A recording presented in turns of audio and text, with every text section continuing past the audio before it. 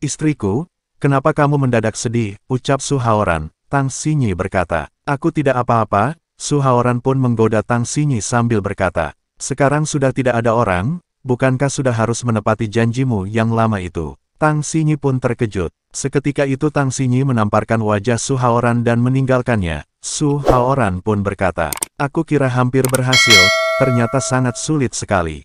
Xin pun berpindah di pagi hari. Su Haoran akan pergi keluar dan ia ditunggu oleh polisi Yan dan berkata, Yan miao miao. Polisi Yan pun menjawab, untung aku datang lebih awal. Kalau tidak, aku tidak bisa menghentikanmu. Su Haoran pun berjalan mendekat sambil berkata, polisi Yan, ada apa lagi kamu mencariku? Polisi Yan pun menjawab, lupakan apa yang terjadi kemarin. Aku hanya ingin menangkap Huang Renhui. Jadi, kamu harus bawa aku ikut bersamamu. Su Haoran pun berkata, kamu sudah memukuli kepala polisi, apa masih bisa bertugas? Apa kamu tahu aku mau kemana? Aku sudah dipecat, kamu puaskan. Tapi, ayahku adalah Yan Taiji, peringkat 3 di peringkat bumi. Orang-orang tidak akan berani berbuat apa-apa terhadapku, karena itu aku tahu apa yang kamu lakukan. Ucap polisi Yan ke Su Haoran. Su Haoran berkata, ternyata generasi kedua dalam peringkat bumi. Kenapa akhir-akhir ini aku selalu terlibat dengan peringkat bumi? Setelah selesai berbicara, mereka berdua pun pergi ke suatu tempat. Setelah sampai, polisi Yan pun terkejut. Mereka berdua disambut oleh beberapa tentara militer Dongbei. Mereka adalah pasukan khusus Menghu. Polisi Yan pun gemetaran dan berkata, kenapa kemari? Mungkin mau menunjukkan kekuatan kepadaku. Ucap Su Haoran ke polisi Yan. Seketika itu Tuan Qin pun datang dan berkata, Tuan Su, mohon izinkan aku memanggilmu Huya. Kapten Zhang mempersilahkanmu menuju pasukan elit kami. Silahkan masuk ke dalam. Su Haoran pun berjalan sambil berkata, cukup hebat, para prajurit ini sangat menarik. Seketika itu para pasukan khusus Menghu pun berteriak, siap, gerak. Terlihat polisi Yan pun ketakutan. Su Haoran pun berkata, ternyata polisi cantik yang kejam sangat pengecut. Polisi Yan pun menjawab, Su Haoran, kenapa kamu berpura-pura di depan mereka? Pria memang gila hormat, kamu bukan apa-apa dibandingkan dengan mereka. Nona, terserah kamu mau berbicara apa, ucap Su Haoran. Tuan Qin menjelaskan ke Su Haoran tentang pasukan khusus Menghu. Huya, pasukan khusus Menghu kami sangat kompeten, kamu adalah raja tentara bawah tanah di luar negeri. Apa kamu tertarik untuk saling bertukar pandang? Su Haoran dengan santainya menjawab. Penggunaan kata-kata bertukar pandang ini tidak tepat, bahkan Tuan Qin dipukul sampai berbaring di hadapanku. Berbaring di hadapanku. Tuan Qin dengan sangat tenang berkata, katakan kepadaku, berapa skor lari 100 meter kalian, berapa skor menahan beban lintas negara, dan latihan menembak jarak jauh. Mereka pun menjawab, lapor, skor lari 100 meter adalah 10,08 detik, lapor, aku berada di urutan keempat dunia dalam menahan beban sejauh 50 km, lapor, aku bisa menembak musuh dari jarak 1.500 meter. Setelah itu Su Haoran dengan santainya berkata, lemah, terlalu lemah, meski standar kalian kelas 1, tapi mau jadi raja tentara. Polisi Yan pun terkejut atas perkataan Su Haoran. Ia pun lanjut berkata, kalian harus melampaui kelas 1, siapapun yang tidak terima, keluarlah. Aku akan memperlihatkan pada kalian apa yang disebut raja tentara. Terlihat Kapten Zhang dengan Zhou Tian sedang mengamati Su Haoran, dan berkata, menurutmu, apa Su Haoran akan menang? Apa Su Haoran hebat dalam lari? Skor terbaik Wang Yu adalah 10,08 detik. Zhao Tian, apa menurutmu Su Haoran bisa menang? Ucap Kapten Zhang ke Zhao Tian. Zhao Tian pun berkata, dia bisa mengalahkan Tuan Qin sampai tidak berdaya, seharusnya kemampuannya melampaui Wang Yu. Tapi, aku sangat penasaran, sehebat apa Su Haoran itu? Kapten Zhang menjawab, aku juga ingin tahu. Su Haoran pun berkata, bagaimana? Apa sudah bisa dimulai? Wang Yu bertanya ke Su Haoran, kenapa setelan jaket tidak dilepas, sepatu juga tidak diganti? Sudah kubilang, kalian itu kelas 1, kalian masih jauh dariku. Aku sama sekali tidak merendahkan kalian, hanya mengatakan faktanya saja. Seketika itu Tuan Qin bersiap menembakkan pistol untuk memulai pertandingan sambil berkata di dalam hati, ini hasil yang diinginkan, Su Haoran. Aku tidak percaya kamu bisa mengungguli Wang Yu dalam kecepatan berlari. Pistol pun ditembakkan dan pertandingan dimulai. Terlihat Su Haoran dengan satu lompatan melesat jauh di depan Wang Yu. Wang Yu pun terkejut dan berkata di dalam hati, satu langkah saja sudah sangat jauh, apa dia bola meriam? Benar-benar menjauh. Polisi Yan juga terkejut dan berkata, dia benar-benar lari secepat ini. Seketika itu Su Haoran berhasil menginjak garis finish dan papan skor menunjukkan hasilnya, 100 meter. Peringkat pertama pukul 8:03 detik dan peringkat kedua pukul 10:01 detik. Beberapa pasukan khusus di sana terkejut dan berkata, pukul 8:03 detik, rekor dunia baru. Memakai jaket dan sepatu kulit. Setelah itu Su Haoran pun berkata ke Wang Yu, cukup baik, kamu lebih kuat sedikit dari yang kubayangkan, sepertinya ada potensi. Wang Yu pun terkejut dan menjawab, terima kasih, Wang Yu dari pasukan khusus Menghu mengagumimu. Sambil memberi hormat ke Su Haoran pun berjalan menghampiri Tuan Qin sambil berkata, Qin, apa skorku bisa lewat? Tuan Qin menjawab, skormu? Pukul 8:03 detik, apa kamu penduduk bumi? Ia pun terkejut. Su Haoran pun berkata dengan sangat santai, kamu bisa memeriksa kartu keluargaku, aku benar-benar bukan imigran dari Mars, melainkan penduduk bumi asli. Apa dia benar-benar sehebat itu dan tidak membual? Dia hanya beruntung saja, pasti gagal dalam aspek lainnya. Ucap polisi Yan di dalam hati. Terlihat Zhao Tian dan Kapten Zhang terkejut dan mereka berkata, meskipun aku memprediksi dia akan menang, tapi aku tidak menyangka hasilnya akan melampaui standar. Aku juga tidak menyangka. Tuan Qin menjelaskan ke Su Haoran tentang pertandingan selanjutnya. Kali ini menembak target di udara, latihan semacam ini adalah subjek penting bagi pasukan khusus Menghu. Jika tidak bisa menembak lebih dari 5 target bergerak, kamu sama sekali tidak memenuhi syarat untuk menjadi raja tentara. Bagaimanapun, banyak orang melemparkannya ke langit pada saat yang bersamaan secara acak. Aku tahu itu, tidak perlu dijelaskan sedetail itu, cepat lakukan saja. Su Haoran pun memegang 2 pistol, terlihat Tuan Qin kesal dan berkata, kenapa kamu memegang 2 pistol, kamu mau menyuruh 22 dari kami melemparkan target pada saat yang bersamaan. Apa kamu bisa mengunci 22 target di atas, kamu anggap dirimu radar ya? Terlihat beberapa tentara itu berkata, bahkan radar pesawat tercanggih hanya bisa menyerang 4-6 target sekaligus. Bahkan Terminator juga tidak bisa melakukan itu. Mereka menganggap remeh Su Haoran. Jika dia mampu melakukannya, aku bisa tidak bertemu dengan Siyu seumur hidup. Ucap polisi Yan di dalam hati. Su Haoran pun sudah bersiap dan berkata, baiklah, saatnya menunjukkan teknologi yang sebenarnya. Kalau begitu, kalian bersiaplah, ucap Tuan Qin ke para pasukan khusus Menghu. Polisi Yan pun berkata, tampang serius itu tampak seperti bisa menembak tepat sasaran saja. Mulai, ucap Tuan Qin. Terlihat beberapa botol dilemparkan secara bersamaan dan polisi Yan juga melemparkan botol sambil berkata, botol dengan ketinggian dan arah yang berbeda, meski menembak terus-menerus, tidak banyak botol yang bisa kamu tembak. Su Haoran pun menjawab, siapa bilang aku mau pakai tembakan terus-menerus? Ia sambil mengaktifkan mata langitnya untuk melihat ketepatan target yang ada di udara.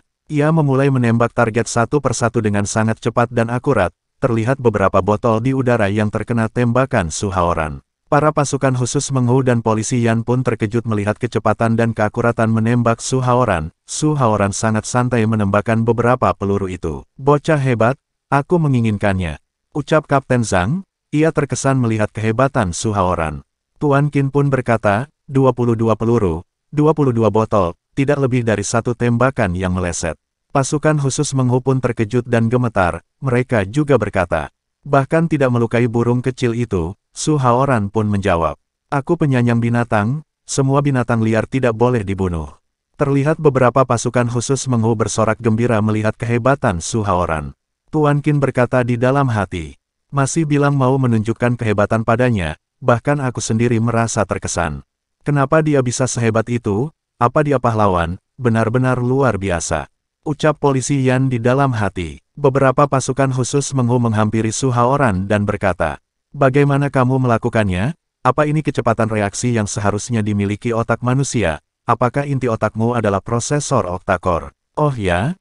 Apa ada yang masih mau dilombakan? Ayo katakan. Ucap Su Haoran ke para pasukan khusus Menghu.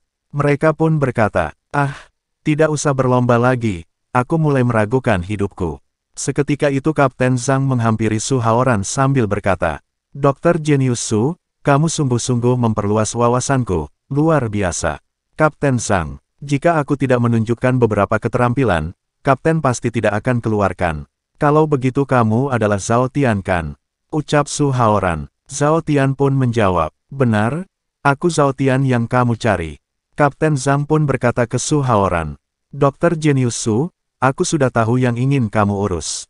Aku akan mendukungmu, ayo kita bicarakan di kantorku. Su Haoran pun menjawab. Kita tidak akan minum alkohol di siang bolong begini bukan? Osmanthus beraroma manis ini sudah diseduh 4 kali, tapi aromanya masih kuat. Mungkinkah ini akar semak semanggi Hirteles yang legendaris? Ucap Su Haoran ke Kapten Zhang. Kapten Zhang pun menjawab, benar, memang akar semak semanggi Hirteles. Bahkan aku meminumnya per cangkir, Su Haoran berkata. Rasa dan aromanya sungguh luar biasa Kapten. Apa kamu tertarik bertugas di militer kami? Jadi kepala instruktur pasukan khusus Menghu, dengan pangkat kolonel, serta dengan tingkat resimen atau wakil divisi. Ucap Kapten Zhang ke Su Haoran. Polisi Yan pun terkejut dan berkata, kenapa langsung tingkat resimen, apa kalian sudah transaksi secara pribadi? Kapten Zhang pun menjawab, Miao, meski aku akrab dengan ayahmu, tapi kamu juga tidak boleh berkata begitu kepadaku. Zhao Tian pun juga ikut berkata, kamu juga bisa lihat kemampuan Su Haoran, jadi kepala instruktur pasukan khusus Menghu sudah lebih dari cukup. Polisi Yan pun menjawab, meski dia sangat hebat, namun tidak perlu di tingkat resimen bukan, aku hanya kapten tim kecil di kantor polisi, benar-benar pilih kasih. Ia terlihat sangat kesal dan menunjuk ke arah Su Haoran. Kapten Zhang pun berkata, alasannya ada di akar semak semanggi Hirteles. Polisi Yan pun menjawab, Paman Zhang, jika kamu menipuku lagi, minggu depan, aku tidak akan menemui istri adik sepupumu lagi. Wanita terlalu berharga akhir-akhir ini, gadis yang berani memukul kaptennya sendiri. Masih mau bersemangat bertemu, ucap Zhou Tian dan Kapten Zhang. Polisi Yan menjawab, Paman Zhang, semua itu kulakukan demi keadilan. Ia pun tersipu malu. Setelah itu Su Haoran pun berkata, Kapten Zhang jangan lupa, aku ada tujuan datang kemari. Kedatanganku kali ini ingin Huang Renhui dihukum, dan meminta Tuan Zhao memberikan kompensasi. Bocah ini tidak bisa dihindarkan lagi. Ucap Kapten Zhang di dalam hati. Tuan Zhao Tian menjawab, kompensasi seperti apa yang kamu inginkan, katakan saja. Seketika itu Su Haoran mengaktifkan mata langitnya sambil berkata di dalam hati. Tuan Zhao ini punya tampang yang baik hati, dan cahaya merah yang menutupi di bagian atas mengandung aura yang indah. Aku tidak mengerti kenapa dia melindungi Huang Renhui dan mau berurusan denganku. Su Haoran pun berkata, Tuan Zhao Tian, aku juga tidak akan mempersulitmu. Aku punya 3 permintaan. Pertama, aku mau Huang Renhui dihukum, dan kamu tidak boleh ikut campur masalah ini. Tuan Zhao pun menjawab, katakan 2 permintaan lainnya sekali, aku akan menjawabnya. Su Haoran pun mengajukan permintaan lainnya. Kedua, kamu memperlakukanku seperti ini demi anak angkat sialan itu. Kamu harus minta maaf secara terbuka kepadaku. Dan yang ketiga, karena aku dipenjara selama 2 jam lebih, menyebabkan kerugian sebesar 30 triliun, kamu harus menebusnya. Terlihat polisi Yan, Kapten Zhang dan Tuan Zhao pun terkejut. Zhao Tian pun kesal dan berkata, kamu dipenjara selama 2 jam, langsung rugi 30 triliun, kamu lebih hebat dari orang terkaya di dunia. Su Haoran menjawab, benar, aku kehilangan 30 triliun. Kamu tidak mau menebusnya. Tuan Zhao pun berkata, baiklah, 30 triliun tidak jadi masalah akan kutebus. Tapi kamu harus paham, aku punya uang tapi aku tidak akan membuang-buang dengan sia-sia. Artinya kamu tidak setuju ya? Ucap Su Haoran. Tuan Zhao pun berkata, benar, aku tidak setuju, ayo kita bertarung, jika aku kalah, aku akan menyetujui 3 permintaanmu. Tapi jika kamu kalah, kamu harus menanggung konsekuensinya. Baiklah, karena kamu mau dipukul, aku akan mewujudkannya. Ucap Su Haoran. Xin pun berpindah di ruang bela diri. Terlihat beberapa pasukan khusus Menghu yang ingin menyaksikan pertarungan Su Haoran dengan Tuan Zhao Tian. Di mana-mana ada anggota Menghu. Sepertinya tidak bisa mengelak dari posisi kepala instruktur ini. Ucap Su Haoran di dalam hati, 3 orang itu pun berkata bersamaan. Bagaimana bisa melewati kesempatan menonton pertarungan? Ayo mulai. Lawan aku dalam 300 putaran. Ucap Tuan Zhao ke Su Haoran pun berkata di dalam hati. Tinju Xingyi dikenal karena keganasannya. Pada saat yang sama, bulu di sekujur tubuh berdiri secara keseluruhan, menunjukkan momentum seperti gunung. Dia cenderung tidak mencurahkan pikiran batin, tidak terlihat perubahan eksternal. Ia pun mengaktifkan mata langitnya untuk melihat posisi kelemahan yang ada di Tuan Zhao. Ia sambil berkata, tidak perlu 300 putaran, 2-3 menit sudah cukup untuk mengalahkanmu. Seketika itu Tuan Zhao menyerang Su Haoran sambil berkata, bocah kecil, terimalah jurusku ini. Su Haoran pun menjawab, tinju runtuh, Tanzong.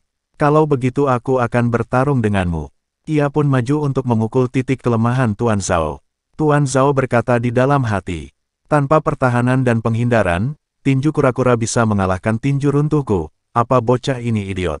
Tapi, tangan bocah ini lebih panjang dariku. Tanzongku dalam bahaya, aku harus mundur. Tuan Zhao pun mundur untuk menghindari pukulan Su Haoran, akan tetapi Su Haoran tidak akan membiarkannya. Ia terus maju dan berkata, mau lari kemana? Tuan Zhao pun melakukan pertahanan untuk melindungi Tanzongnya, dan berkata di dalam hati, bocah kecil ini, tinju kura-kura hanya bisa menyerang tanpa pertahanan. Sama seperti kura-kura menggigit dengan sekuat tenaga tanpa dilepas. Terlihat para pasukan khusus Menghu berpendapat. Gaya bertarung Huya agak tidak tahu malu. Dia menindas Tuan Zhao karena ia tinggi dan lengannya panjang. Aku kira bisa melihat pertarungan yang luar biasa, bukankah ini hanya pertarungan penindasan? Ucap polisi Yan. Kapten Zhang bertanya ke Tuan Qin. Qin Taisui, bagaimana menurutmu? Tuan Qin pun menjawab, meskipun sialan, tapi sangat berkualitas. Polisi Yan pun terkejut. Seharusnya dia bisa melihat Tanzong Zhao Tian yang terluka. Jika ini terus berlanjut, Zhao Tian akan cepat dikalahkan oleh Su Haoran. Su Haoran terus menyerang tanpa henti ke Tuan Zhao. Polisi Yan pun berkata, tapi, bagaimana Su Haoran bisa tahu Zhao Tian sedang terluka?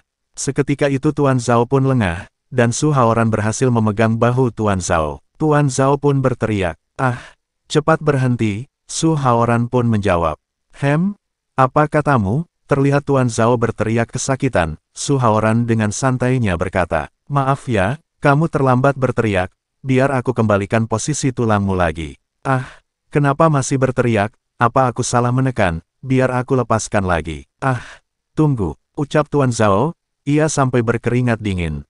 Ia pun berteriak sangat kencang menahan rasa sakitnya. Bocah ini sengaja, jahat sekali. Ucap 3 orang itu.